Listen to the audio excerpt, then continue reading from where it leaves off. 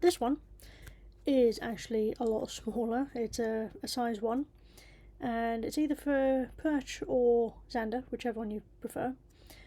So the hook is something a bit different to what I'm usually using, and you can get these pretty much all over the place.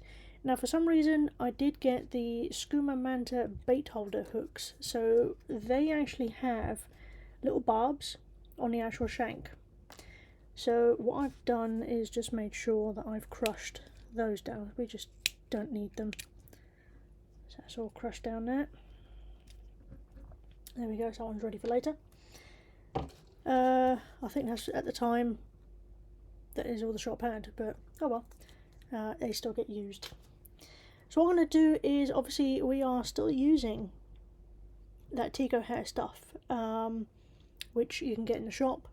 And the other things that I'm going to be using, which I don't have in the shop, is this stuff. It crinkles on from Big Streamers, and I have to say it is my favourite stuff when it comes to flashy bits. And I think in my previous life I must have been a magpie because I love flashy stuff. Anyway, let's get started. So I've got various bits and pieces here. I'm only going to tie 3 of these in various colour combinations, and actually for somebody, so they're not going to be in the shop, they're not going to be sale or anything like that. I'm just doing a little favour for somebody.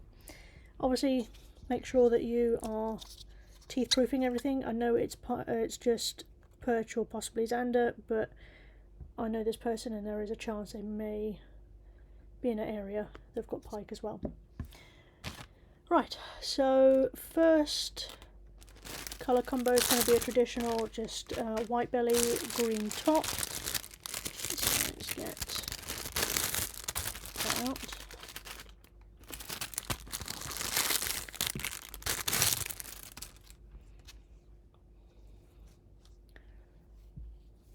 And with this one I'm going to use a silver hollow flash. Now I'm not using packets from shop stock.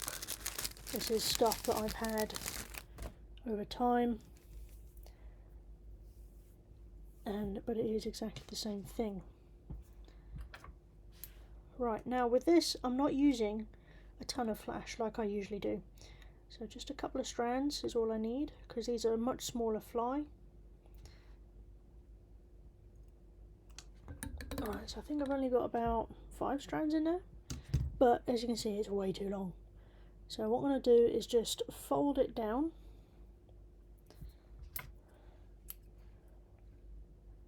and fold it one more time. Let's double check, yeah, because these aren't going to be mega long patterns either. So there we go, so 5 strands has turned into quite a few there. And as always, get those ends tapered. Yeah. And tie those on. So this is pretty much going to set the length of this particular pattern and this fly, because as I mentioned before, it's not going to be super long, but I do like a bit of that flash sticking out the back there. Let's get that tied in. Just roll that around the hook. Yeah. Just get some of that excess, cut that off.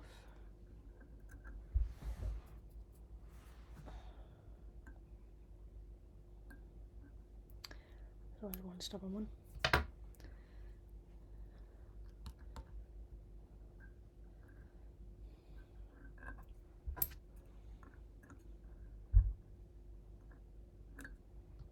Yep.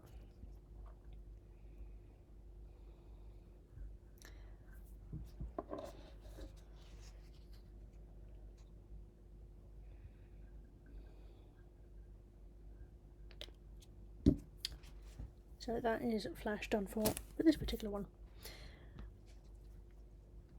So in the past, where I've moved the fibre around the actual hook so it is part of the blending and everything, on this particular pattern when we're literally just keeping it straight, so you're going to have a clear yellow, greens, whites and yellow, you know, sort of really separate those colours. So with this particular pattern we do not need much, and in the past I've only done about 2 tie-ins as to my usual 3. So we want to keep it short and sweet. So we're really cutting down the amount here, because don't forget you're folding it back onto itself. So whatever you've got there is going to double up as well. So that's why I don't want to use loads on this. About that is going to be right.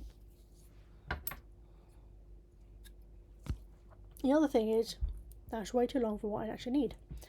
So again, cut that in half, and that is going to be kept for later. And then I've got my first bit here, so again, getting those ends blended. There we are. So as you can see, overall it's not a huge long fly.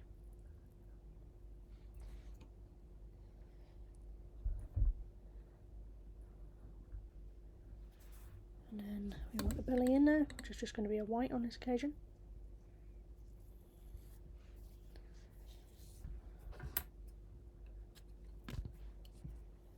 So again, half. That one's for later. Get your blending in there.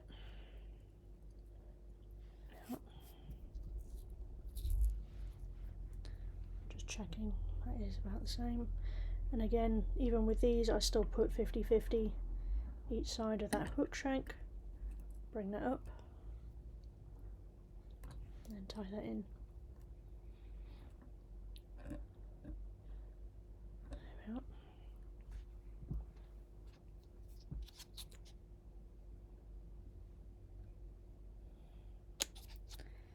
Now, being shorter fibre, this can be quite stubborn on you.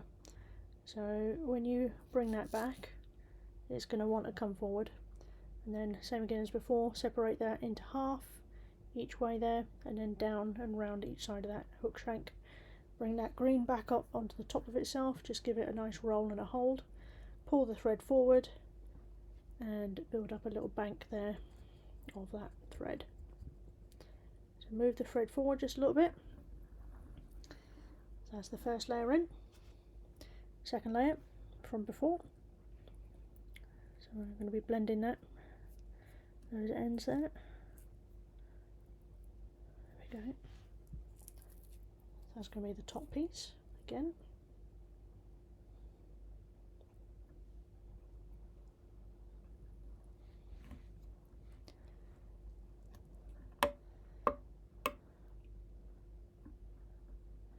So you don't want to roll that fibre all the way around the hook, because we're trying to keep it a green top, yellow belly. There's the white going in.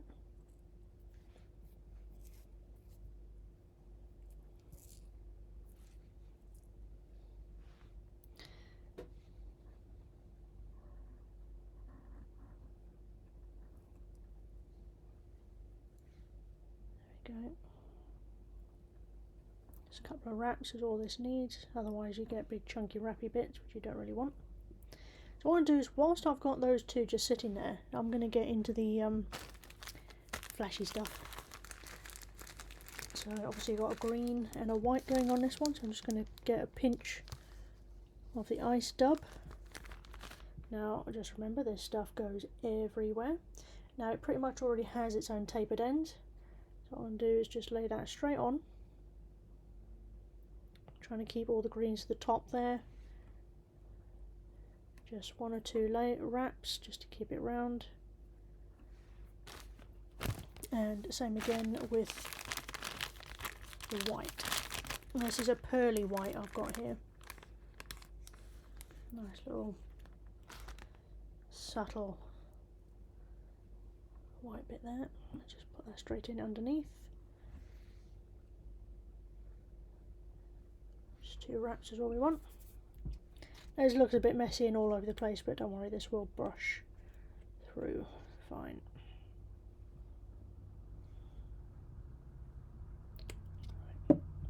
So again, as before, we want to be separating the green from the white. Just push that and roll that back. And like I said, it's going to be stubborn.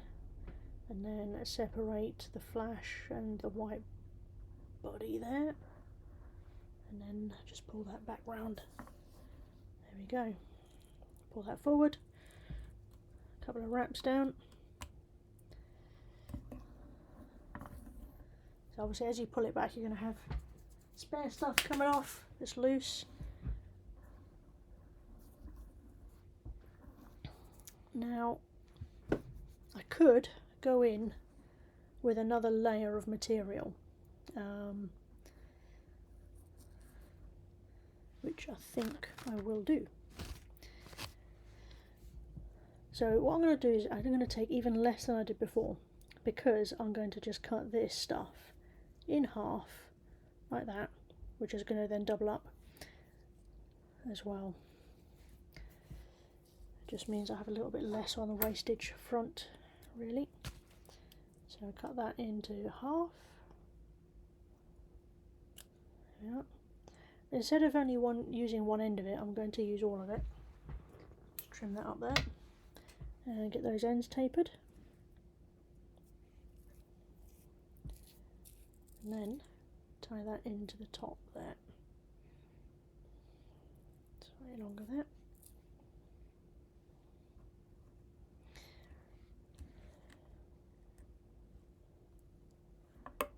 Yeah.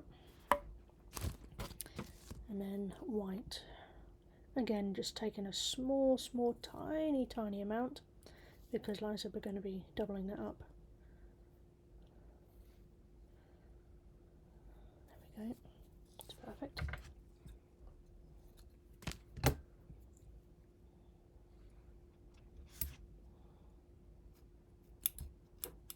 There we go.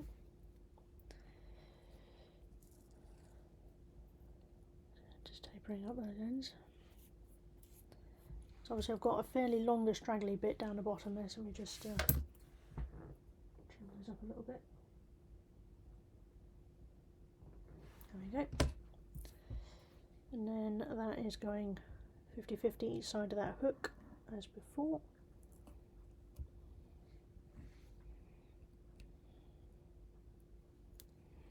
There we go, just a couple of wraps.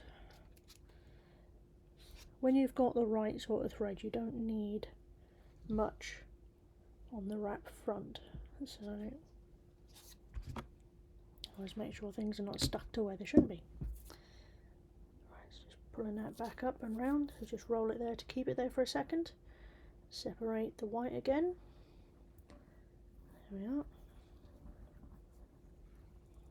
And then a couple of wraps on the front there, and then just finish that off.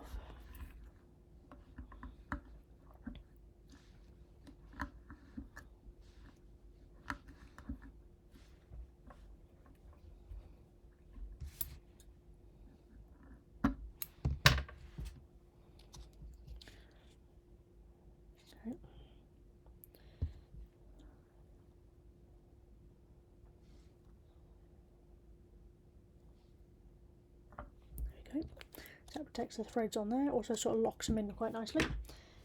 Always give it a nice brush, that sort of spreads all the flash through, it separates it and puts it through quite nicely. Yes, it looks like a mess when you start doing this with Tego hair.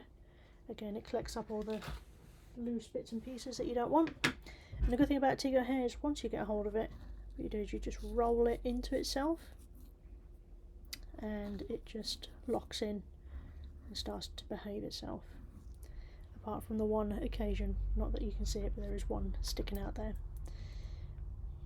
There we go.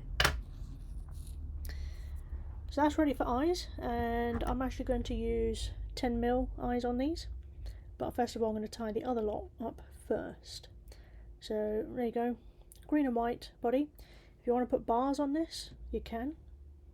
Makes it more sticky outy. I'm just going to carry on doing the other colour combinations. Let's pull that tight, bring it forward, a couple of wraps, and just finish.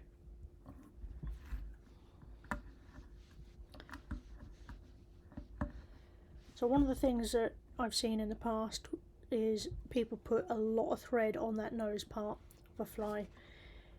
You just don't need it. You only need just a little bit. So just be mindful of that. Obviously I know some threads are thicker than the stuff that I'm using. I used to use, I think it was a Big Fly 2 thread, or a big fly thread, and I found it was really thick and chunky. And since I got onto the gel spun stuff, I found that it really is a much nicer thread to use. So yeah, what I should have done really is put yellow onto that thread before I put the polish on, but do you know what, I'm just gonna cheat. What I'm doing is just hiding up that whiteness there. And if you find that you've got white sticking through your fly, you can actually go with a permanent marker and just run down the sides there, and that just really hides anything that might be there up. And because it's got orange top, it don't matter, you're not going to see it. So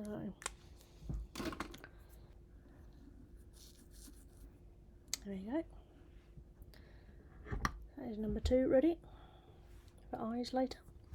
I used to use a whip finishing tool. I still do on my trout flies, on the extremely rare occasion that I tie those. And but when it comes to the big stuff, I just use 3 simple knots, and then obviously coat it with this because it protects the threads from teeth, and obviously that isn't going to undo itself. I might give that a little brush through. What that'll do is get that flash nicely blended.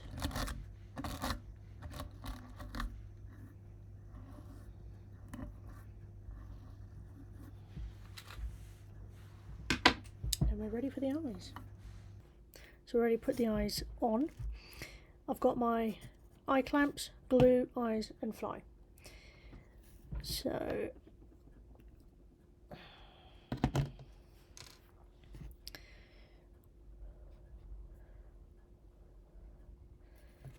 okay.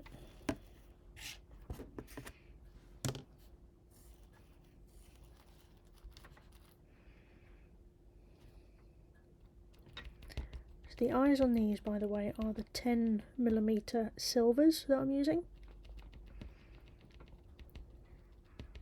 Just massaging that glue into the material.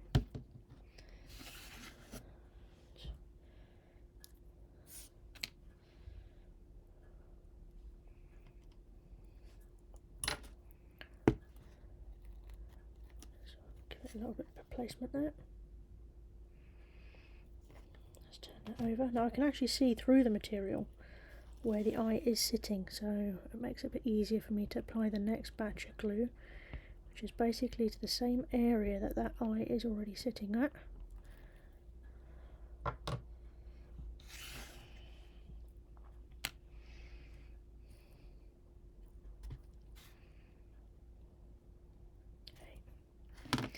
And then we've got the eye clamps. Just makes life quite a lot easier. And you can actually adjust these to how tight you want them to clamp down on there. Just want to push those eyes back a little bit. There you go. So that one's done for now. Just pop that aside. Now let's get on.